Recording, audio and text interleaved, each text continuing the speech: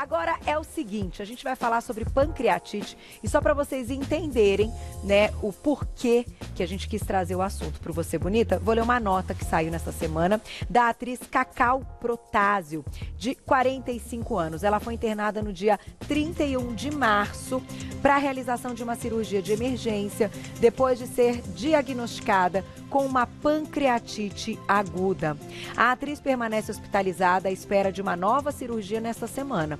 A assessoria de Cacau disse que ela está se recuperando bem e está aguardando então essa segunda cirurgia, que estava planejada realmente desde o início do tratamento. Claro que assim que a gente tiver mais notícias, a gente esclarece ao público. Mas para entender então o quadro, né, quando procurar ajuda, quais são os sintomas e tratamento, convidamos mais uma vez ela, cirurgiã do aparelho digestivo, doutora Vanessa Prado. Bem-vinda. Obrigada pelo convite. Sempre um prazer, Prazer doutora. é meu. Doutora também vem sempre sorridente pra gente falar de assuntos ainda que sérios, de uma forma leve. Sim, né? Assim é mais gostoso aprender e até acalmar um pouquinho o coração. Vamos lá, doutora, o que caracteriza então um quadro de pancreatite e que em algum momento a gente vai citar a pancreatite aguda também, né? Sim, eu acho que é bom a gente começar falando do pâncreas, né? Que Perfeito. É um órgão que às vezes as pessoas não conhecem direito, né? Então é um órgão super delicado, é um órgão frágil que está localizado do nosso lado esquerdo. E o estômago está protegendo ele, para você ver tão a delicadeza que ele é. Escondidinho. E justamente isso, por ser tão delicado, ele pode inflamar por vários motivos, que é caracterizado por uma pancreatite aguda. Então, qual que é a principal causa da inflamação do pâncreas? Nesse caso aí da nossa atriz, né? É a pedra na vesícula, que eu já vim aqui falar algumas vezes, né? Tá. Então, pedra na vesícula sempre é igual à cirurgia. A gente tem que operar antes de gerar esse quadro de pancreatite. Então, vamos entender melhor o que está acontecendo. O fígado e o pâncreas são órgãos muito próximos. Quando a gente come, o fígado produz a bile, joga na vesícula que está com as pedrinhas. E o pâncreas produz o suco pancreático. Ambos jogam num canalzinho comum para ajudar na digestão. Na hora que joga esse líquido nesse canalzinho, às vezes tem uma pedra ali da vesícula obstruindo e inflama o pâncreas, que não consegue jogar o seu suco para fazer a digestão e fica inflamado ali no local. Agora, para a gente entender o porquê disso tudo, a pedra pode ter inúmeras causas também. Pode ter inúmeras causas, por isso que é importante a gente sempre falar de uma dieta adequada, né? A principal causa de pedra na vesícula pode ser genética, dieta inadequada, então tudo isso está relacionado ao quadro de pancreatite. Lembrando que o pâncreas é um órgão que pode trazer uma mortalidade sim para o paciente e por isso essas complicações tão graves, tão sérias que acontecem. E doutora, hoje como a gente vai rastrear tudo isso? Daqui a pouco a gente vai colocar os sintomas, no entanto, até que surja um sintoma ou que tenha essa inflamação já aguda, caso, né, o problema já aconteceu. Então, como é que a gente faz um check-up para que, de repente, com exames de rotina, a gente descubra essas pedrinhas? É importante, a partir dos 30 anos, a gente está indo ao cirurgião do aparelho digestivo ou gastroenterologista fazer um check-up básico. Então, um simples ultrassom já diagnostica algum problema na vesícula ou até alguma inflamação no pâncreas, mas não é o melhor exame para a gente ver o pâncreas. O pâncreas a gente consegue ver através de uma tomografia, de uma ressonância, que é um exame mais preciso, porque lembra, ele está escondido atrás do estômago. Então não é tão fácil visualizar pelo ultrassom, mas um exame de rotina já consegue mostrar para a gente os cuidados a serem tomados. E além desses exames de imagem, hoje através dos exames de sangue a gente consegue dosar também algumas coisas? Consegue, porque o pâncreas ele produz essas enzimas para ajudar na digestão, ajudar a quebrar o carboidrato e a gordura. Então através do sangue a gente mede o nível de amilase, de lipase, que são essas enzimas pancreáticas. Se tiver alterado, algum problema já está existente. Aí a gente tem que investigar da onde vem isso, qual que é a causa disso. Então, eu vou colocar na tela os sintomas para a doutora explicar para a gente. Quando chega já nesses sintomas, se de fato o problema já está, né, agravado ou não. Vamos colocar aí na tela para vocês. Sintomas da pancreatite: dor abdominal, náusea, vômito, pode ter uma icterícia, que é aquele olho amarelo, né? Um fundo de olho amarelado. Quando chega já numa crise, vamos chamar assim, como essa, é porque já há uma inflamação. Exatamente, né? O pâncreas, ele não vai dando sinais, né? Na hora que já dá o sinal, é porque já está numa situação bem mais complicada. Tá. E aí é uma dor abdominal que não é uma dor abdominal simples, é uma dor abdominal que vai te levar ao pronto-socorro, com vômito, com enjoo. E aí quando o branquinho do olho começa a ficar amarelado, já indica uma situação mais séria, mais preocupante. Que aí você vai até o pronto-socorro fazer os exames adequados para fazer um tratamento. O que é importante a gente falar que pancreatite não trata em casa, tem que ir para o hospital. Olha, gente. Porque o principal tratamento é o jejum. Então você tem que ficar em jejum absoluto, com soro na veia, tomando antibiótico. Porque o pâncreas desinchar, então, desinflamar. Desinflamar. O pâncreas, quando ele inflama, ele cria um líquidozinho ao redor dele. Esse líquidozinho pode contaminar, virar pus, que aí às vezes a necessidade de uma cirurgia inicial para desinflamar esse pâncreas, tirar essa coleção de pus, ele melhora a situação e numa segunda opção, num segundo momento, tira a vesícula. Então deve ser isso que a atriz vai fazer. Então vocês entenderam? Dependendo da gravidade, tem que ficar internado para desinflamar esse pâncreas para depois tirar a vesícula, para não dar, claro, uma infecção maior. Exatamente. A gente nunca faz tudo num momento único. O pâncreas não consegue melhorar de uma hora para outra. É necessário esse repouso para ele desinchar, desinflamar, desinfeccionar para depois retirar a vesícula. Agora, doutora, eu vou te fazer uma pergunta pensando no nosso dia a dia e na forma como a gente tem as nossas atividades, os nossos planejamentos e até nesse momento de pandemia,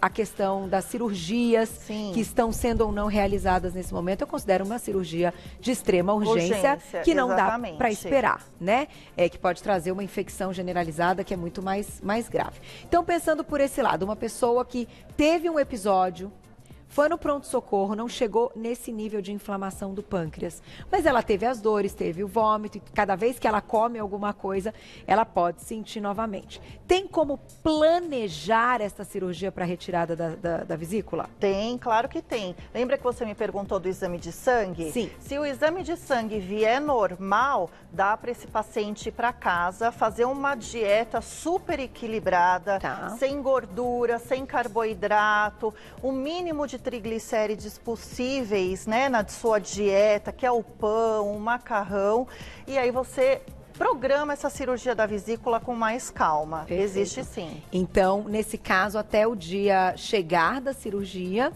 é necessário, para não ter de novo a dor e os sintomas, seguir uma dieta bem certinha. Geralmente o médico fica bem aí em cima do seu paciente, né? Umas 2 semanas de repouso do pâncreas para programar mais para frente a vesícula. Mas não dá para deixar muito mais para frente, porque senão vai se agravando. Perfeito. E nós conseguimos viver muito bem sem a vesícula. Muito bem sem a vesícula. Não temos que fazer mais nada. Porque ela só é um reservatório, ela não produz nada. Quem produz a bile é o fígado, que armazena na vesícula. Você come, a vesícula se contrai e joga a bile nos canais para ajudar na digestão. Sem a vesícula, existe um meio direto, entendeu? Então ela não tem função prioritária no nosso organismo. Tá aí, gente. Vamos responder perguntinhas do público já, mas faltou colocar na tela também as causas, então, da pancreatite. Doutora colocou algumas, seria, então, pedra na vesícula, que é dessa particularmente que a gente falou. Aí, doutora, você pode comentar a da alcoólica, né, quando tem o álcool envolvido, aumento de triglicérides e uso de medicamentos. Essas são algumas outras causas da pancreatite. O álcool, na verdade, ele é responsável por uma pancreatite mais ao longo prazo, que a gente chama de pancreatite crônica. Então, ele não vai dar uma dor aguda. Pode dar? Pode, mas é mais difícil. Então, aquela pessoa que bebe 2, 3 latinhas de cerveja por dia vai inflamando aos pouquinhos o pâncreas. E o pâncreas, ao invés de ficar inchado, edemaciado, como seria o caso da aguda, ele vai ficando endurecido, fibrosado, vai diminuindo de tamanho e aí acaba perdendo sua função. E aí a principal causa disso é o uso de álcool contínuo. Tá. Da mesma forma, o triglicérides, aumento de triglicérides no organismo, uma faixa muito alta pode ocasionar uma pancreatite, uso de alguns medicamentos que inflamam o pâncreas, tem algumas viroses também que inflamam o pâncreas. Então o pâncreas é um órgão muito delicado que a gente tem que ter atenção, tomar cuidado na dieta, sempre prestar atenção. Tá aí. Vou colocar já perguntinhas do público e já a gente continua aqui. Quem escreveu pra gente? Na tela. Obrigada, Samuel. Um beijo pra você. Pasta de dente faz mal pro pâncreas? Ixi. Ô, Samuel, não faz não, faz mal pro estômago, pro pâncreas não. Faz mal não escovar os dentes, mas se por acaso engolir um tiquinho, não tem problema. Agora, doutora, até para que a gente pense na forma, né, eu acho que em tudo, em todas as nossas entrevistas e dentro de todas as especialidades que a gente conversa aqui, a gente tem, obviamente, o nosso envelhecimento, o que vai acontecer com todo mundo, e a gente tenta preservar o máximo possível do que está ao nosso alcance todos os nossos órgãos. Sim. Pensando em pâncreas, em fígado e nessas questões até como qualidade de vida, você colocaria que hábitos saudáveis preservam e que ao longo dos anos a gente pode então incluir no nosso check-up se está havendo um acúmulo de coisas ruins para degradar esse pâncreas, né? Então, faz parte do check-up isso também? Faz parte do check-up, né? A gente sempre tem que pensar em ter uma qualidade de vida melhor no futuro, né? E precisa cuidar do nosso organismo com exercícios, evitar o tabagismo, o uso de álcool de forma exagerada. E tudo isso você precisa se cuidar através do quê? O check-up, a sua rotina. Você não pode ter medo de ir ao médico fazer uma rotina, porque na consulta a gente orienta, fala, tá tudo bem, mas você precisa melhorar nesse ponto, talvez você esteja bebendo um pouquinho a mais. Então, essa orientação é de fundamental importância. E o pâncreas, como é um órgão que nem todo mundo fala, é de extrema importância para a nossa qualidade de vida, porque ele também causa o diabetes. Se o pâncreas tiver alguma alteração na sua função, ele tem a parte digestiva, mas ele tem a parte endocrinológica. Então, se a gente não cuidar, você acaba virando diabético no futuro, por causa desse pâncreas mais fibrosado. Perfeito. Vamos colocar mais perguntinhas do público, quem escreveu pra gente na tela. Obrigada, Amanda, um beijo pra você. Quero saber quem tem a pancreatite se pode desenvolver gastrite nervosa também. Não tem muita relação, tá? Na verdade, a gastrite, né, é uma alteração do estômago referente ao seu erro de mastigação, ao seu erro alimentar. E o erro alimentar gera pancreatite. O pâncreas, ele está mais relacionado com o fígado. Então, problemas no fígado dão problemas no pâncreas, mas o estômago não. E problemas começando no pâncreas também podem levar problemas no fígado, exatamente. Tá, sempre ligados. Sempre ligados. Mais perguntinha. Olha lá. Obrigada, Adriana. Um beijo. Tenho problema com doce. Quando como, a boca fica amarga e só resolve vomitando, olha só. Isso tem relação com o fígado ou pâncreas? Tem relação, pode ter relação com o fígado. Então, a gente tem que fazer uns exames para ver se ela não tem pedra na vesícula ou lama biliar, que é uma bile mais espessa na vesícula, impedindo que ela trabalhe direito. Então, se a vesícula não tem uma contração adequada, não jogue a bile direita no intestino para realizar a digestão, ocorre um erro de digestão e você começa a vomitar, ter dor, fica enjoada. Então, talvez esses enjoos após alimentação, após refeição, esteja ligado a problema de vesícula e fígado. Crianças podem ter, doutora? Não é tão frequente, mas mais na linha do adolescente, depois de 8 anos, 12 anos de idade, pode ter. Pode aparecer. Pode aparecer. Aí a principal causa, além de pegar um pouco da genética da família, erro alimentar. Tá aí, tem que ficar ligado. Agora, uma pergunta que eu considero extremamente importante nesse momento e que vem para informar, não para fazer um sensacionalismo, que não é o nosso intuito. Vocês têm observado com Covid, pós-Covid, problemas ligados a fígado, que a gente já tem ouvido falar bastante, mas pâncreas também. Você comentou de viroses, logo me veio à cabeça. A gente não tem nenhum índice ainda relacionado ao Covid e pâncreas, tá? O Covid, ele realmente tem afetado mais a parte gastrointestinal. Então, as colites, os problemas inflamatórios do intestino estão mais vinculados. Mas não temos nenhum dado de pancreatite. Os remédios, sim, dados aí, vem nessa linha da medicação. Dado para o tratamento do Covid, então antibiótico, anti-inflamatório, corticoide, o que for usado no combate do Covid, esse excesso de medicamentos pode sobrecarregar o pâncreas. E aí podemos ter uma inflamação, sim. Pós. Ok. Não façam nada sem orientação, gente. Exatamente. Eu acho que a palavra da vez é orientação. Orientação e cautela. Cautela. Converse com o médico. Vamos para mais perguntinha do público. Obrigada, Karen. Um beijo para você. Por que é necessário evitar carboidratos quando se tem pedra na vesícula? O carboidrato, né, ele produz um volume de bile maior para ajudar na digestão. Então, se seu fígado está acostumado a produzir um pouquinho de bile todo dia, com uma dieta, não vai ter problema. Se você come um doce ou um hambúrguer com muito carboidrato, o fígado produz uma enxurrada de bile que vai direto para a vesícula. A vesícula começa aquele processo de aumento de gordura, aumento de triglicéridos dentro da concentração de bile e vai juntando, vai formando as pedrinhas. E da mesma forma que essa pedra fica dentro da vesícula, essa força de contração da vesícula para jogar a bile, para ajudar na digestão do intestino, pode levar uma pedrinha junto. Entendi. E aí essa pedrinha pode impactar, pode inflamar o pâncreas. Então tá tudo muito relacionado. Hábito alimentar, volume de suco pancreático e suco de bile para ajudar na digestão e qualidade de vida, né? Doutora, é comum encontrar esteatose hepática e pedra na vesícula? Também é comum encontrar, porque a esteatose nada mais é do que depósito de gordura no fígado. Se o seu fígado está sobrecarregado de gordura, é porque você não está tendo uma dieta adequada. Justamente vai formar pedra na vesícula também. É comum. É comum. Ter associação. Ter associação. Mais perguntinha do público.